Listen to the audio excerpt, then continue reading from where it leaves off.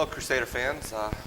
We're ready to embark in the NCAA Baseball Regional Tournament here at U.S. Steel Yard over in Gary this weekend, and we're joined with head coach of the Crusaders, Tracy Woodson. Coach, first off, congratulations on a successful run through the Horizon League Tournament last weekend. Tell us a little bit about the weekend and capturing the first conference title. Well, we were excited, first of all, to win. I think just to win the conference championship in the regular season set us up very well being the number one seed. Playing a second day, it definitely limited the number of pitching that we were going to be able to use. So, losing the game Saturday night, setting up the one-game playoff against UIC on Sunday, got us a bit nervous. But I think we came out and we played really well. And I think for the whole series, we did everything that we needed to do. We pitched, we played defense, and we hit the ball. You finally got a lot of production from a lot of different people. Spencer Mahoney and Mark Johnson, a couple of freshmen, really were key. Tanner Vavra got great pitching from senior Tyler Deach and got a couple of wins. Your team seems like it's been a different guy every night, and it seems like that's been a big key. Well, I think if you look at it, we start with our pitching with Deach and Wild and Wormington. Will Robinson's been very good for us in midweek, so I think you start there. But once you get there, I think you go up the middle. Billy Cribbs behind the plate, Spencer and Tanner up the middle, and then Chris Manning in center field. I think that's where our defense is very solid. Elliot Martin has added a lot to that defense as well as by the play he made on Sunday with the double play turn. But like you said, our big key is I think we've had different guys stepping up throughout the season offensively. You look with the Will Hagel going down, getting hurt during the tournament, separating his shoulder. John Leffler stepped up tremendously. Mark Johnson had 2 big hits, ended up being named the most valuable player of the tournament. So if we can get that kind of production from a different guy each night, you never know what's going to happen 1 through 9, against Purdue on Friday night. Talk a little bit about that on Monday morning, the excitement, all the guys in the clubhouse waiting for your name to show up on the screen and finding out playing in Gary against Purdue. Well, I think, this has been a lot of work for the coaching staff and the players for 6 years trying to get to this point. And I think when you see the guys coming in and the families that were there, we had probably close to 100 people. And you turn the TV on and they start talking about brackets, and you're just inching it every time because we knew we were going to be a 4 seed. And, you're waiting when they show that number 1 seed to see who the next team was up. And we had to wait for the last 16 before they announced us. And I think there's a little disappointment that we weren't making a trip somewhere because I think the guys deserve to be rewarded.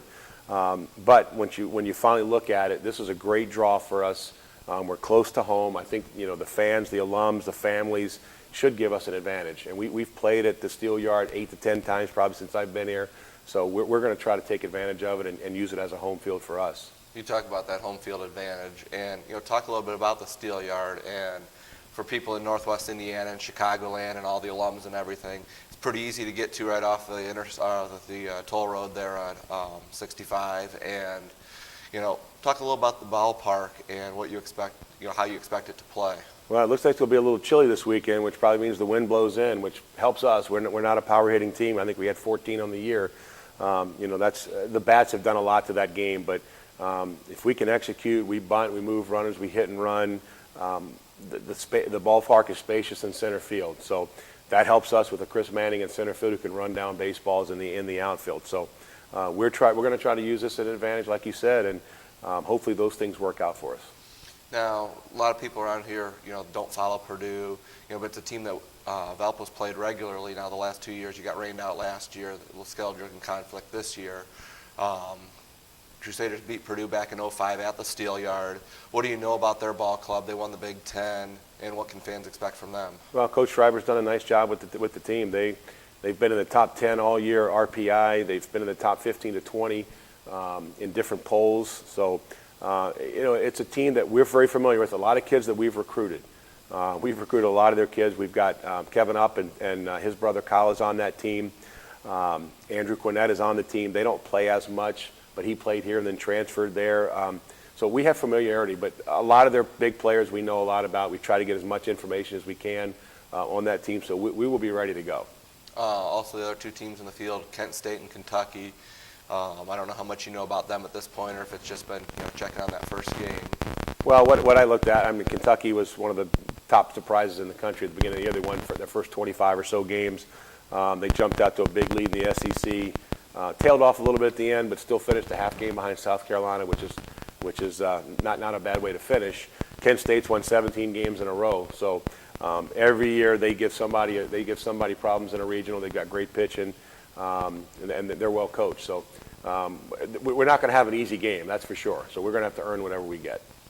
Finally, what would you say to Crusader fans, for this weekend? Come on out.